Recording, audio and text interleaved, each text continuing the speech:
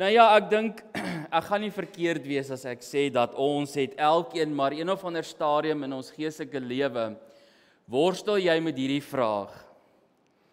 Here, hoekom gaan dit so goed met die onregverdige, goddelose mense, maar met my gaan dit so sleg? En ek dink as jy nou baie eerlik gaan wees, dan gaan jy sê, ek het dit al meer as een keer gedoen. Here, dit is so onregverdig. My buurman wat op sy vrou skree en sy kinders skree, ry hierdie grand car, het al die inkomste van hierdie wêreld, hy het 'n boot en 'n jetski en 'n vakansiehuis. Hoekom gaan dit so met hulle goed, maar met ons nie so goed nie? Dis nou natuurlik materieel, né?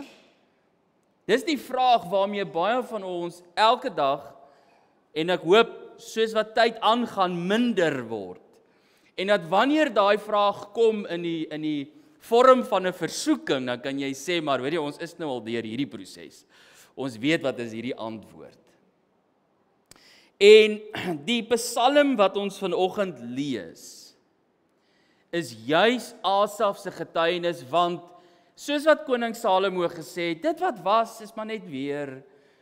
Weet, dis niks niets waardeur ons gaan in die 21ste eeu nie. As kinders van God, iets in die verlede het al soortgelyk gebeur. En ons sit met hierdie vraag, en Asaf het ook dieselfde gehad. So kom ons lees Psalm 73, 'n Psalm van Asaf, die opskrif, dit is vir my goed om naby God te wees.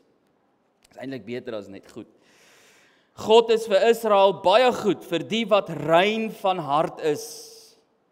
Tog het ek daarin begin twyfel, ek het byna koers verloor, want ek het die hooghartige goddeloses met afguns beheen, toe ek hulle voorspoed sien. Daar kry jy onmiddellik die konteks waardeur Asaf gegaan het. Ek het in afguns hulle beheen, toe ek hulle voorspoed gesien het. En in die hart hiervan lê 'n baie klein maar kragvolle woord. Twyfel. So kan jy sien waardeur Asaf gegaan het. In sy hart was daar twyfel. Daar was twyfel. Hulle het geen kwellings nie. Nou verduidelik hy hierdie goddeloses. Hulle het geen kwellings nie. Hulle is sterk en gesond. Hulle het nie sorges soos ander mense nie. Hulle het nie teëspoed soos ander nie. Daarom hang die trots aan hulle soos 'n halssnoer en kleef geweld aan hulle soos 'n kleed. In die weelde van hulle voorspoed matig hulle enigiets aan. Smaal en stook hulle kwaad. Hooghartig dreig hulle met geweld. Hulle laster teen die hemel en beledig links en regs op aarde. Tog hang die volk aan hulle en drink gretig hulle woorde in. Hulle vra, hoe sal God dit uitvind? Hoe sal die Allerhoogste dit weet? Dit is hoe die goddelose mense is. So gaan hulle ongehinderd voort om rykdom op te hoop. Nou kry jy 'n idee, wat het Asaf gesien? Wat het Asaf beleef? Dat ek die kwaad vermy het en met 'n eed my onskuld verklaar het dus niks gehelp nie. Want elke nuwe dag het vir my teenslae gebring en elke nuwe môre straf. Maar as ek so sou aanhou praat, sou ek die verloon wat aan U behoort. Daarom het ek diep nagedink om dit te verstaan en was dit vir my bitter moeilik, totdat ek in die heiligdom van God ingegaan en besef het wat die uiteinde van die goddeloses is. U laat hulle op gladde plekke loop. U laat hulle ondergaan deur hulle eie geknoei. In die oogwink word hulle iets afgrysliks, gaan hulle te gronde, tref 'n verskriklike einde hulle. Net soos 'n droom wat ophou as 'n mens wakker word, so verdwyn hulle. Here, as U ingryp. Toe ek verbitter was en verontreg gevoel het, was ek dom en sonder insig. Soos 'n redelose dier het ek my teenoor U gedra. Tog was ek nog altyd by U, want U vat my aan die hand. U lei my met u raad en aan die einde sal u my in ere by u opneem. Daar is niks in die hemel of op die aarde wat vir my meer beteken as u nie. Al is ek afgetakel na liggaam en gees, God is my sterkte, aan hom behoort ek vir altyd. Die wat ver van u af is, gaan verlore. U vernietig die wat aan u ontrou is. Maar wat my aangaan, dit is vir my goed om naby God te wees. Ek het die Here my God gekies as my toevlug. Ek sal van al u werke bly vertel. Daar kry ons nou 'n pragtige beeld, Asaf se getuienis, hoe hy met hierdie konsep gestoei het. Hoekom gaan dit so goed met die goddeloses? Nou, saam met Psalm 73 kan jy ook Psalm 37 gaan lees. Dit is nie moeilik om te onthou nie. 73, 37, gaan lees dit gerus, saam met Psalm 49. So vanmiddag as jy nou daar na die skaapbout en die pampoenkoekies en die lekker rys, daar in die koskoma ingaan vir die middagslaapie, gaan lees net eers hierdie Psalm, hierdie 3 aan hand van mekaar, so na mekaar, dan kry jy hierdie beeld. Dis die vraag waarmee ons worstel. En dit help ons om ook hierdie vraag te hanteer. Hoe kan 'n goeie, almagtige God toelaat? Hoe kan hy toelaat dat die goddeloses voorspoedig wees, terwyl die regverdiges swaar kry? Oënskynlik, jy weet, voor die hand liggend. Dis mos maar net wat ons hier sien. Het lyk of ons swaar kry. En Asaf se getuienis is eerlik. Dis eerlik. Jy sien die mens, jy sien die hart, jy sien die emosie waarmee hy geworstel het. Dis diep, dis eerlik en dis rou. Hy het regtig hiermee geworstel. Dit was nie vir hom net oppervlakkig nie. Dit was nie net, sit en dink aan 'n vraag nie. Nee, dit was 'n worstelstryd gewees. Ek wil nou nie sê in dieselfde vorm as die wat die Here Jesus deurgegaan het nie, want jy kan nie daarmee vergelyk nie, maar in daai angs, dit was 'n worstelstryd gewees. Dit was nie vir hom maklik om dit te sien nie. En hy as man van God het deur hierdie geloofsstryd gegaan.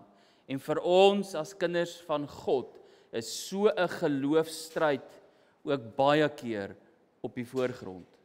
Baie keer waardeur ons gaan. Maar uit hierdie stryd, uit Asaf se stryd, kom daar oorwinning, kom daar 'n geloof wat sterker is as toe hy begin het. Jy sien, dikwels vra ons hierdie vraag, wat is die doel agter hierdie stryd?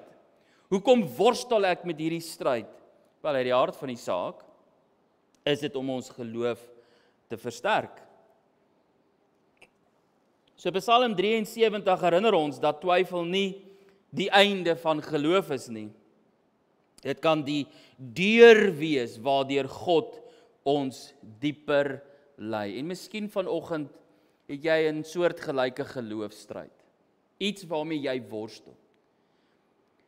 En weet jy wat, miskien twyfel jy. Want dit gebeur. Miskien wonder jy. Jy weet nie. Jy weet nie hoe om hierdie ding te beantwoord nie. Jy weet nie om die deur te werk nie. En jy twyfel, moet die twyfel sien as die full stop nie. Dis miskien net die deur. Dis net die deur. En wanneer daai deur oopgaan, is jy dieper en meer volwasse in God. Want dis wat die Here ons wil hê. Nou 'n paar ander dinge wat hierdie Psalm vir ons leer is die gevaar van selfbejammering. Soos Asaf in vers 13 en 14, dat ek die kwaad vermy het en met eet onskuld verklaar het, dis my niks gehelp nie. Want elke nuwe dag het vir my teenslae gebring en arme ek. En ek sit daar in die hoekie en ek huil en salk en ek is niks werd nie en die Here het my nie meer lief nie en die Here het my verlaat en weet jy wat, dis ook oukei om daardeur te gaan. Want in daai proses dan tel die Here jou op en hy herinner jou, maar jy is nie alleen nie. Jy is nie. So ook in die geloofstryd is dit nodig, soos wat dit nodig was vir Asaf. Die gevaar van verdwaalde fokus, perspektief. Asaf se perspektief het heeltemal verander toe hy in die teenwoordigheid van God gekom het. Sy perspektief het verander. Dit wys ons ook iets omtrent vrees. Somstyds maak ons besluite wat gedrewe is uit vrees. En ons het hier gelees dat die uiteinde van die goddeloses, daai glibberige pad wat aflei na die doderyk, begin Asaf in die ou vertaling en hy sê dat my voete het byna gegly toe ek die voorspoed van die goddeloses gesien het. Die nuwe vertaling, 2020 vertaling, begin soortgelyk. En dis waar die tema vandaan kom, pas op, dit is 'n glibberige, afdraande pad, glibberig. En Asaf erken, my voete het byna onder my uitgegly, toe ek daarop gefokus het. Nou dank die Here dat sy voete het nie gegly nie, dit het net byna. Hy het net so iets wat, jy weet, soos wat jy op 'n gladde rots lyk of jy ijskaats, jy weet, jy kry nie regtig jou voete nie, of wanneer jy oor trappe begin strompel. Jy wil val, en gelukkig is daar 'n handreëling om aan vas te hou. En jy gryp die handreëling en jy kry jou balans terug. Nou hier's 'n paar dinge wat hierdie Psalm vir ons wys. Ons begin met die eerste 4. Die diepte van sy twyfel. Onthou ek het vir julle gesê dat dit was nie sommer maar net 'n oppervlakkige worsteling, 'n vinnige vraag wat deur sy kop gegaan het nie. Asaf bely dat hy byna sy geestelike stabiliteit, sy balans verloor het. Hy het byna besluit, luister, hierdie Christendom, en ek praat nou Nuwe Testamentiese taal, hierdie ding dat ek besluit om God te dien, dis sommer 'n klomp nonsens. Dis nie die moeite werd nie. Hoekom moet ek hier deurgaan? Hoekom hierdie ongemak verduur? Hoekom? Kyk hoe goed gaan dit met hulle. Kyk hoe goed gaan dit met hulle en kyk hoe sleg gaan dit met my. Hoekom? Wat is dit werd? Hoekom moet ek dit doen? Hy het byna sy geestelike stabiliteit verloor. Hy het byna opgegee. Klink dit bekend? Asaf, klink dit bekend? Here, is dit die moeite werd om U te dien? Is dit die moeite werd? Somtyds in huwelike is een van die eggenote baie geestelik en godsdienstig en die ander ene nie, het sy dit nou die man of die vrou is. Here, is dit die moeite werd? Kan ek nie nou maar net opgee nie? Ek kry al die hel by die huis. As ek Sondagoggend opstaan om kerk toe te gaan, dan hoor ek die genep. En dan weer jy en jou God. Jy en jou Christendom. Wat doen jy? Bid jy? Vir wie bid jy? Is dit die moeite werd? Ons gaan baie keer daardeur. Is dit nie? Asaf het byna sy geestelike stabiliteit verloor. Hy begin hierdie woorde, God is vir Israel baie goed. Vir die wat rein van hart is, tog het ek daaraan begin twyfel, ek het byna koers verloor. Dis die gevaar. Hy het ampertjies opgegee. Ampertjies gesê, ek het nou klaar. Ampertjies handdoek ingegooi. Net so ampertjies. Nou maak ek dit wat nou baie ligtelik is. Dis hoe diep dit was. Dis hoe seer dit was. Dis hoe diep die worstelstryd was. Dit was nie vir hom maklik nie. So ek wil hê jy moet die emosie hier agter sien in die lig hiervan dat hy hierdie Psalm skryf. 'n Tweede ding wat ek sien in die diepte van sy twyfel is dat hy het amper geglo dat regverdigheid absoluut nutteloos is. Kyk wat sê vers 13 en 14. Dat ek die kwaad vermy het en met 'n eed my onskuld verklaar het dus niks gehelp nie. Here, hoekom moet ek 'n heilige lewe leef? Here, hoekom moet ek toegewyd leef? Here, ek gaan elke Sondag kerk toe. Here, ek spandeer my tyd in gebed. Ek doen Bybelstudie. Here, wat is dit? Hoekom is dit werd? Wat is dit werd? Hoekom? Hoekom? Kyk hoe goed gaan dit met hulle. Want elke nuwe dag het vir my teenslae gebring en elke nuwe môre straf. Weet jy wat, as jy godvrugtig wil leef, gaan jy vervolg word, dis die een kant. En dan moet jy ook weet dat die Nuwe Testament sê vir jou dat God tugtig diegene wie hy liefhet in Openbaring. Jesus tugtig die wie hy liefhet. Hebreërs sê dit ook, Hebreërs 6. Ons word ook getugtig as kinders van God. En ja, soms staan jy op en dan voel dit vir jou mense, maar dit kan nou maar regtig ophou. Nog 'n nuwe uitdaging, nog 'n nuwe probleem. Jy het net hierdie een opgelos, dan kom die volgende enetjie. Soms dan spot ons en sê ons, soek jy die probleme alfabetiese volgorde of hoe soek jy dit? Dat ons hulle net vir jou kan lys. Jy weet, en dit voel dit vir jou, jy kan net eenvoudig opgee. Dis hoe diep sy twyfel was. Here, waar is die antwoord? Here, waar is die uitkoms? Waar is dit? Al lig wat ek sien aan die einde van die tonnel is die aankomende trein. Daar is nie vir my lig nie. Dit voel dit, dis hoe dit vir hom gevoel het. Derdens natuurlik, hoe diep die selfbejammering. Sy geloof het so verswak, dit het sy geestelike groei verhinder. Hy kon nie verder geestelik groei nie. Dit het sy judgment so geklou, dit was vir hom so duister, dat hy kon nie vooruit sien nie.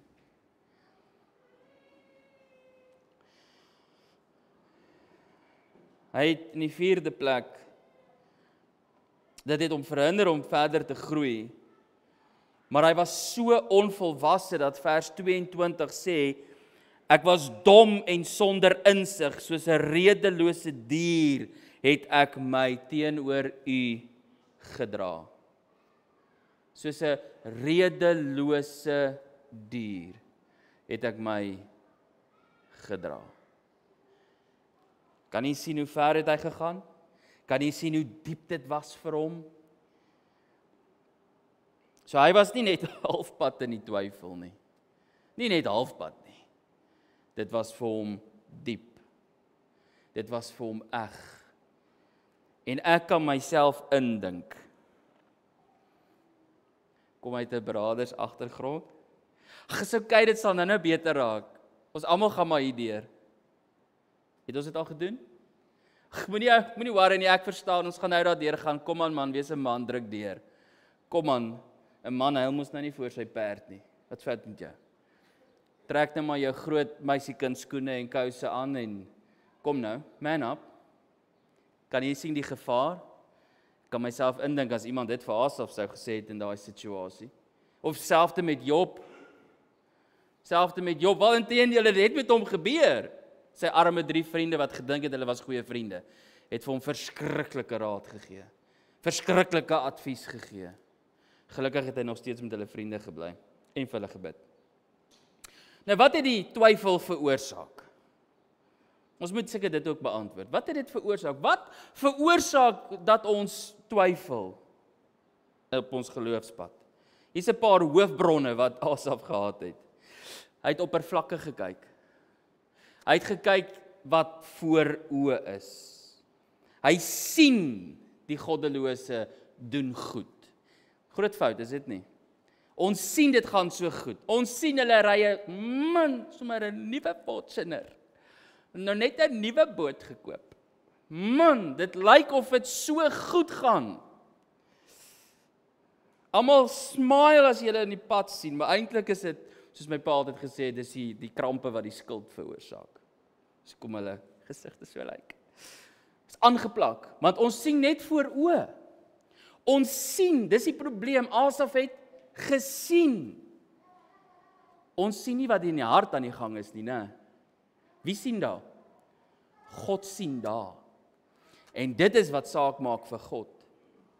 Jy kan weer vers 3 tot en met vers 11 gaan lees. Dit lyk of dit goed gaan.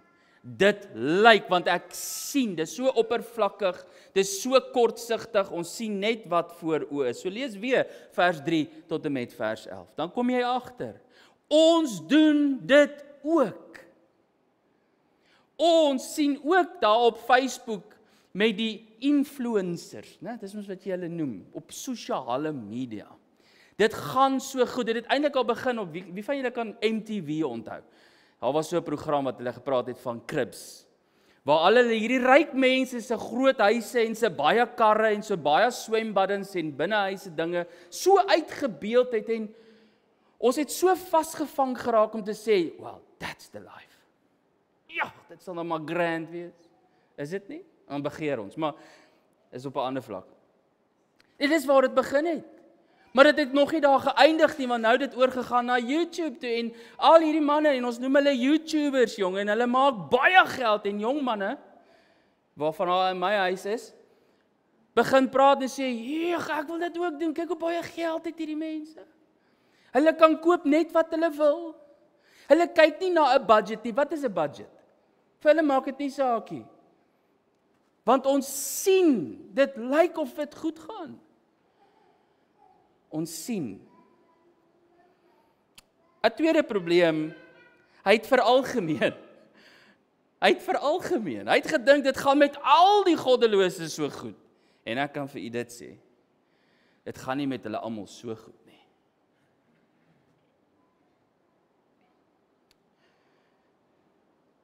Somtyd sien ons nie die verbrokkelde huwelike en verhoudings wat vertrap is. Mense se lewens wat verwoes is. Sien jy dit nie? Ons sien net dit lyk of dit goed gaan. Dis die gevaar. En nou ja, hy het 'n paar gevalle geneem en gesê en hy het daarvolgens 'n gevolgtrekking gemaak. Dit is hoe die goddelose mense is. Hulle almal is so. Hulle almal leef so. En so gaan hulle ongehinderd voort om rykdom op te hoop. So veralgemeen. Pas op daarvoor. Daar's 'n derde ding wat sy twyfel aangevuur het. En dit is dat hy die ewigheidsperspektief verloor. Hy het die ewigheidsperspektief verloor. En dit het in 'n oogwink vir hom verander. En vers 17 is so 'n kosbare vers. Iets wat wanneer jy in hierdie geloofstryd is, wat jy verloor dit uit perspektief uit. Jy verloor om te dink daaraan, om te sê, Here, maar dit is eintlik die antwoord. Hoor wat sê vers 17. Kom ons begin by vers 16. Daarom het ek diep nagedink om dit te verstaan. Diep nagedink. Dit, weer eens, kan jy sien, dit was nie vir my 'n maklike storie hierdie nie. Diep nagedink om dit te verstaan. En was dit vir my bitter moeilik. Bitter moeilik. Totdat, sê vers 17, hy begin met daai woorde, totdat ek in die heiligdom van God ingegaan het. Hier kom 'n verandering. Die oomblik toe hy in die heiligdom van God ingaan, in God se teenwoordigheid ingaan, waar hy veronderstel was om te wees, toe hy in God se teenwoordigheid ingaan en sy perspektief verander so bietjie, hoor wat sê hy dan, en besef het wat die uiteinde van die goddeloses is. Daar breek die lig vir hom deur.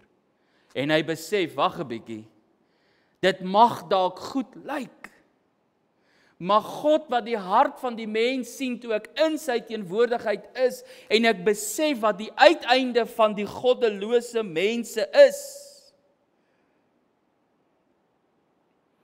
En nou verduidelik hy hierdie proses.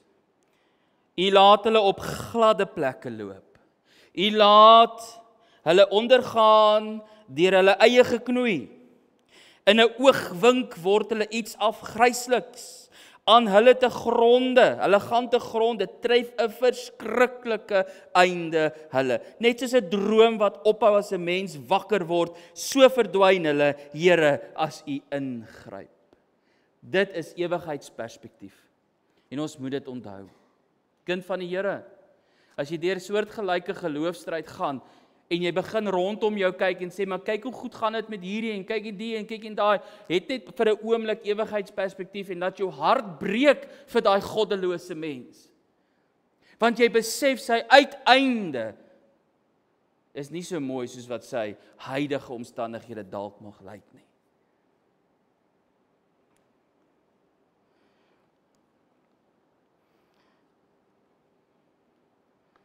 Daar het weer net vir 'n oomblik daai ewige perspektief teruggekom. En dit gaan oor God se reg, God se regverdigheid. En ja, God se reg en regverdigheid werk nie net in hierdie lewe nie, maar verseker vir die lewe hierna.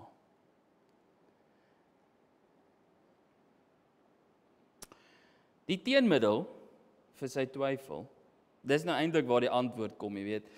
Hoe kom 'n mens deur hierdie proses? Hoe werk jy deur hierdie twyfel? As al hierdie vrae is, wat is die antwoord? Hoe werk ons hier deur?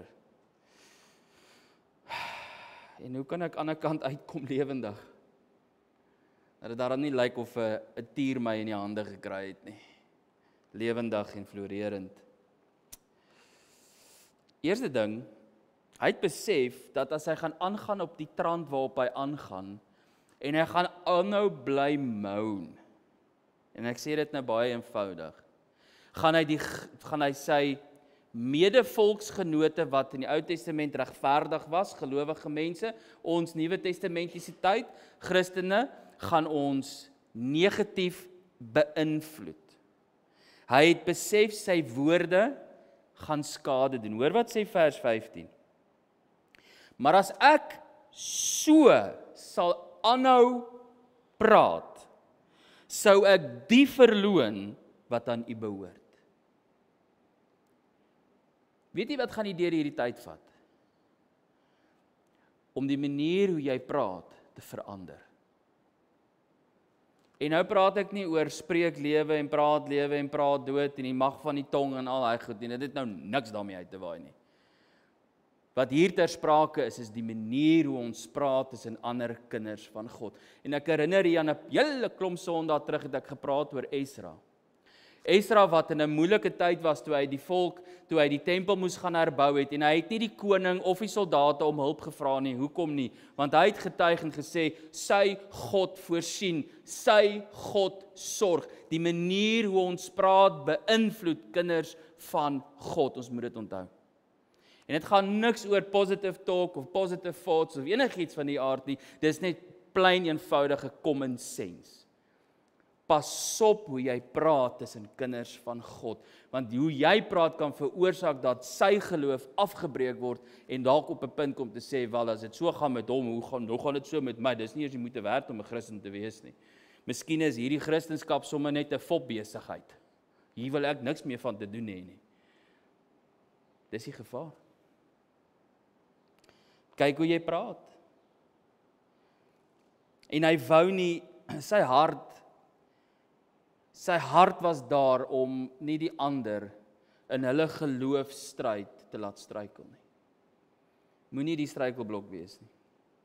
Is dit oukei om met iemand te praat as jy deur 'n tyd deur 'n moeilike omstandighede gaan? Natuurlik, ons dra mekaar se laste, sê Galasiërs. So nou moet ons die balans vind tussen hierdie twee om net te sit en moan en om actually met iemand te praat om, hoorie, ek weet nie wat om te doen nie. Jy vir my raad, jy vir my advies. En met die tipe manier oor wat ons praat. 'n tweede gedagte in die teenmiddel vir sy twyfel. In vers 16, daarom het ek diep nagedink om dit te verstaan en was dit vir my baie, baie moeilik. Hy het net eenvoudig erken, hy is 'n mens. Hy's 'n mens, hy's nie God nie. Hy's 'n mens. En ek het krag nodig. Here, ek kan nie in hierdie stryd alleen nie. Dis vir my bitter bitter moeilik. Weereens, ek weet, dis moeilik om dit te erken. Om by iemand te gaan sit en te sê, hoorie, ek sit met hierdie probleem, ek sit met hierdie twyfel in my hart, Here, hoe gaan ek hier deurwerk? Kan jy my help? Dis vir my moeilik. Ons moet ook besef, ons is nie God nie, ons kan nie net mense verdoem soos wat ons wil nie. Ons kan nie dit doen nie, ons moet dit besef. Daar is dinge wat ons verstand eenvoudig nie kan verklaar nie. En hierdie is een van hulle. Ons kan dit nie nou verstaan nie. Miskien gaan jy nie die dieptes van verstaan hoekom dat God jou deur hierdie tyd gaan nie, deur hierdie diep dal van moeilike, diep donker water. Jy kan dit nie nou verstaan nie. En weet jy hoe graag sou mense dit graag wou verstaan? Want ons sê, en dit is waar, God het vir ons 'n plan. Dis absoluut die waarheid. Maar jong, as hy net vir ons asseblief die GPS-kaart kan gee, wat ons net wys waar moet ons wat doen. 'n Skrip. Hier is die begin, hier is die einde, en hierdie is die detail, en weet dit kom. Dit sou wonderlik gewees het. Maar ons het nie. Ons het nie. God se geregtigheid, God se heerskappy, God se almag, sy soewereiniteit is groter as wat ons kan verduidelik. Ons gaan nie kan verstaan waarom dat God dit nou toe, dat hierdie man wat sy vrou slaan, 'n topposisie beklee in hierdie wêreld nie. Ons kan nie dit verstaan nie, want daar by die werk, almal hou van hom, almal hou van haar. Tot daar by die huis, dan kruip die mense weg. En ons worstel, maar Here, hoe is dit moontlik? Waar is reg? Waar is geregtigheid? Waar is eerlikheid? Here, hoe? Maar die Here is in beheer. En dis waaraan ek myself kan troos. Die Here is in beheer. Ek hoef nie te twyfel aan sy heerskappy nie. Ek hoef nie te twyfel aan sy soewereiniteit en sy almag nie. Ek hoef nie. Ek hoef nie. Hoe verklaar ons die verhaal van Jakob en Esau? Baie mense probeer dit verklaar en ek het al baie probeerslae gehoor, maar is interessant, 'n goeie verduideliking daarvan is onder andere, God het laat Jakob Jakob wees en Esau Esau wees. Want hoe verduidelik jy dat God gesê het dat Jakob het ek lief gehad en Esau het ek gehaat, en hoe verduidelik 'n mens hierdie goed? Esau met al sy rykdom, al sy weelde, met al sy dinge. Gaan lees die verhaal van Esau. En Jakob wat mink loop, jy weet, bietjie mank, want hy en die Here was in 'n worstelstryd. Verklaar ons die goed. Here, ek is die kind, hy sê hy is vir my lief, maar jong, kyk hoe gaan dit? Kyk hoe gaan dit met Esau? Ons verstaan dit nie altyd nie, maar God doen. God weet. God het 'n plan. En as ek dit nou vanoggend vir u sê, dan sê ek vir u, ek weet dit, en ek moes hierdeur myself werk. Proefondervindelik moet ek elke dag my geloof in God plaas. Elke dag. Ons moet. Ons het geen ander keuse nie, ons het geen ander oplossing nie. Dis al wat ons kan doen. Sit jou geloof in die Here. Nou klink dit baie goedkoop. En dit klink so maklik. God sal jou nie in die steek laat nie. Hy sal nie. 'n derde, sy teenmiddel vir hierdie twyfel. Hy het sy probleme en sy twyfel en sy sorge, soos ek vir julle gelees het, in die heiligdom gaan plaas.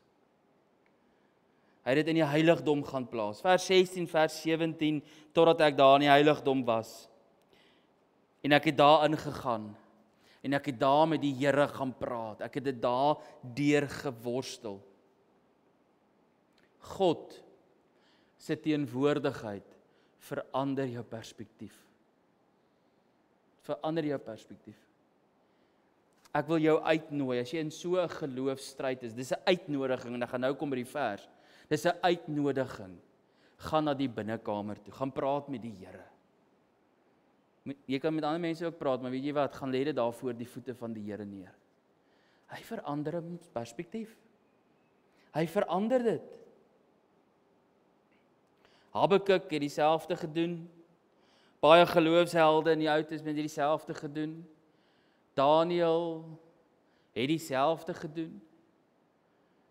Gaan lees Hebreërs 11, gaan lees die geloofshoofstuk met die geloofshelde. Mense, ons staan verstom om te sien waardeur mense gaan, wat God dien. Nou kom ons agter, jong, die stryd waardeur ek gaan, dis moeilik, maar in die lig van hierdie ewigheidsperspektief, en dit waardeur die wolk van getuies wat die Bybel van praat, die geloofshelde deurgegaan het. Here, I can do this. Nie in my eie krag nie, maar ek weet U is by my. Want U beloof my, U sal my nooit begewe en my nooit verlaat nie. Ek is saam met jou tot aan die volëinding van hierdie wêreld. En dan leer Hebreërs vir ons, hy sê, laat ons dan na die genade troon van God gaan. Laat ons dan na die troon van God gaan om genade te vind, om op die regte tyd gehelp te word. Dis 'n uitnodiging. Kind van die Here, daar is jou weg. Gaan na die Here toe. Gaan na die Here toe, gaan sit dit daar by sy voet en sê, Here, hierdie goed pla my, Here. Here, ek het nie antwoorde nie, Here. Ek weet nie links of regs nie, Here, ek het nie antwoorde nie, Here, ek het tot op die einde gekom, Here, hier is dit. En soos ek 'n paar sondae terug gesê het, los dit net daar asseblief. Dit nou nie weer optel en wegloop nie. Nou ja, 'n laaste gedagte in die teenmiddel vir sy twyfel. God het hom die genade gegee om verder te kyk as net die oomblik. As net in die oomblik. Asaf het die goddeloses gesien soos wat God hulle gesien het. En ons moet dit ook besef, dit is hoe God kyk na goddeloses. En ek wil weer sê, soos ek genoem het 'n paar sondae terug, baie mense sê, jy weet, nee, God haat die sonde, maar die sondaar het hy lief. Which is true in 'n sekere sens daarvan. Maar ons moet besef, daar gaan 'n tyd aanbreek waar God in geregtigheid gaan oordeel. En dan is dit nie net die sonde wat geoordeel gaan word nie, maar ook die mens wat dit doen. En dis wat hy van praat. Hulle is werklik mense op glibberige grond, wat ook vir ons aandui hoe vinnig rykdom van jou weggevat kan word. En soos die Bybel sê, oogwink. Soos daai wonderlike droom wat jy gehad het toe jy daar in jou ma se huis nog was, jy weet. Jy het ons as volwassenes het ons sulke wonderlike drome, jy's daar in jou ma se huis en die pap is gereed en die kies staan net op en die kos is daar en word jy wakker. Waar is die droom heen? Ek het nou so lekker gedroom. Ja, dit is hoe vinnig dit verdwyn. Hoe vinnig die mat onder jou voete uitgeruk word. In 'n oomblik, glibberige grond. Hulle einde is vernietiging, vers 18, vers 19, vers 27. Hulle einde is vernietiging. God verag die sonde en sal dit regverdig oordeel. Soos 'n droom wat ophou as 'n mens wakker word, so verdwyn hulle, Here, as U ingryp vandag hier, môre weg. Net so 'n bietjie ander perspektief, is dit nie? Here, nou maar wat van my? Wel, jy glo in die Seun van God. Jy het hom as verlosser en saligmaker, jy is weergebore. Wat het God vir jou gegee? Ewige lewe, wat niemand van jou kan steel nie. Jou beloning is in die hemele waar daar nie motte is nie en ook nie roes is wat dit kan verniel nie. Dis in die hemele in die ewigheid hierna. En hy besef in hierdie oomblik, hy besef, dis nie die onregverdiges, die goddeloses wie beny moet word nie, maar hulle wie God waaragtig liefhet en vashou in geloof. Die mens naby aan God. Waarmee begin hy? God is vir Israel baie goed, vir die wat rein van hart is. Full stop. Dis die waarheid. En hy het teruggekom na daai punt toe. Nou ja, wat is die vreugde? is die positiewe hier uit. Wat het hy hier uit geleer? Toe hy deur hierdie worstelstryd gaan, ons kan hier uit leer. Wat sê hy vir ons? Jong, daar is 'n geloof wat nog nooit getoets is nie, en daar is 'n geloof wat deur vuur gegaan het, soos wanneer jy goud en silwer louter. En hoe warmer die vuur, hoe beter. 'n Volwasse geloof word gebore nadat daar geworstel, gehuil, gewag, volgehou is. Dis hoe volwasse geloof gebou word en gegroei word. Vers 23. Tog was ek nog altyd by u, want u vat my aan die hand.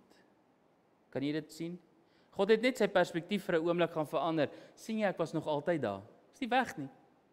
Ek is nog altyd daar. Sy wete dat God is altyd naby. Miskien moet ons onsself net weer 'n bietjie herinner daaraan. God het jou nie gelos nie. Hy is daar. Vers 24, die sekerheid van God se raad en die hoop op die ewige lewe. Het ek 'n raadgewer? Absoluut. Gaan na jou binnekamer toe en vra God vir wysheid en insig. Jakobus sê, God gee wysheid en insig sonder om te verwyd aan enigiemand wat dit hom vra. Hy doen dit.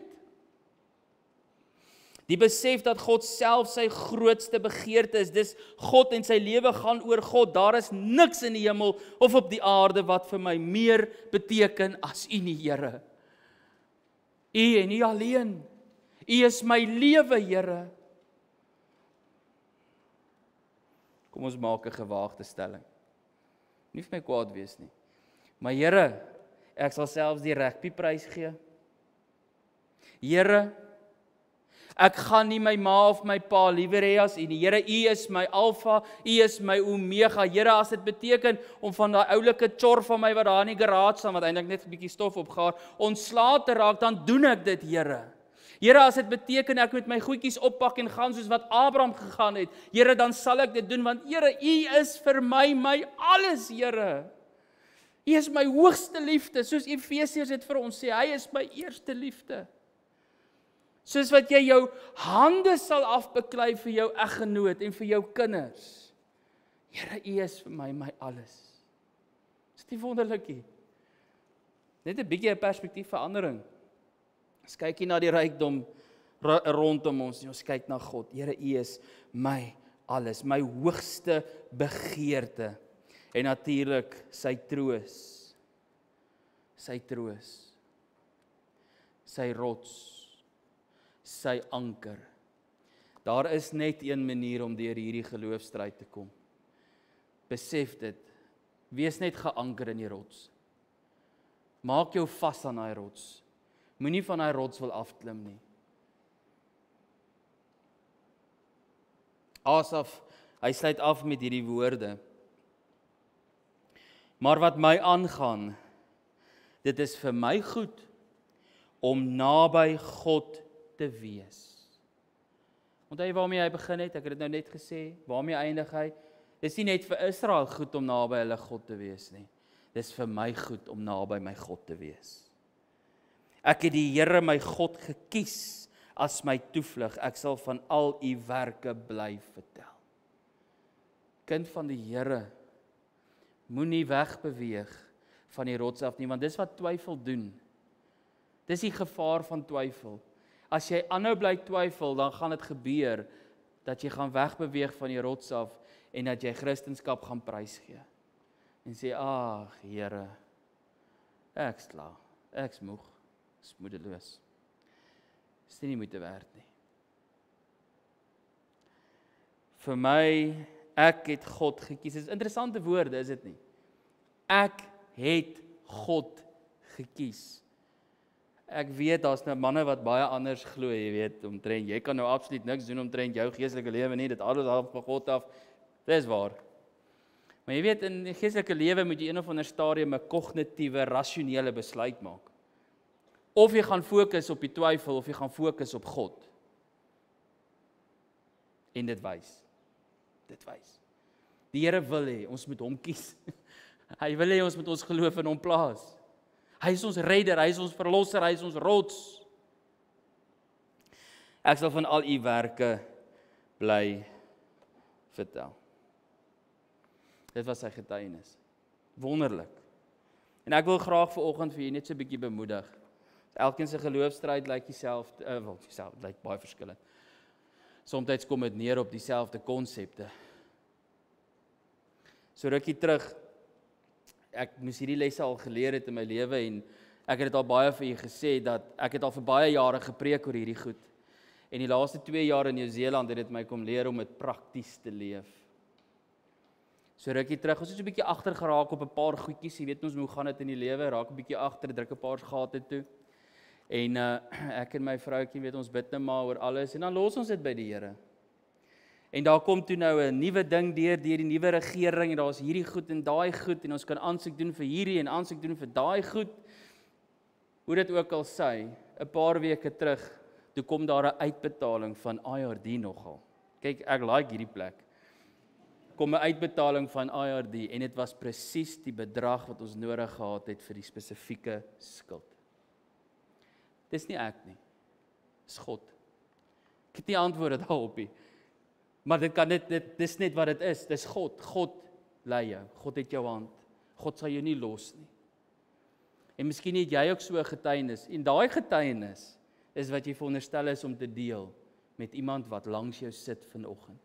En sê, luister, ek weet nie wat is jou geloofstryd nie, maar kyk wat die Here vir my kom doen. Kyk wat die Here vir my kom doen. Hy dra my.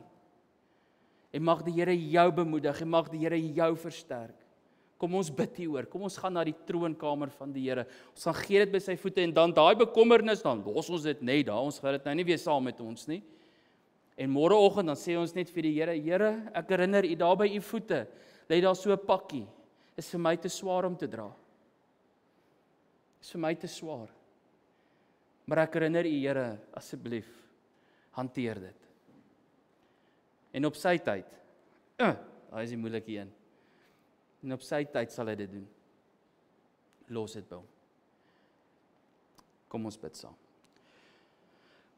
Onse Vader, dankie dat ons vanmôre net weer herinner is aan U woord. En Here, ja, U stap met ons 'n pad. En soms is dit moeilik, soms is dit 'n bietjie makliker en soms gaan ons deur diep moeilike geloofskwessies. En dan voel dit vir ons of ons hande is afgekap en ons kan net nie meer nie. En Here, ja, ek dink in daai oomblikke is dit wat dit so belangrik is dat ons net na U troonkamer toe moet vlug. Met ons twyfel, met ons onsekerheid, met ons vrae. Ag Here, dat U vir ons genadig sal wees. Ons is net mens, Here. En ek bid vanoggend, Vader, as hier iemand is, Here, wat deur so 'n bitter, moeilike geloofstryd gaan. Vat hulle hande, Here. Vat hulle hande, dra hulle. Wys vir hulle die weg. Gee raad, gee insig, Here. Maar die belangrikste, verseker net van U teenwoordigheid. Want U sal ons nooit begewe en ons nooit verlaat nie. Amen.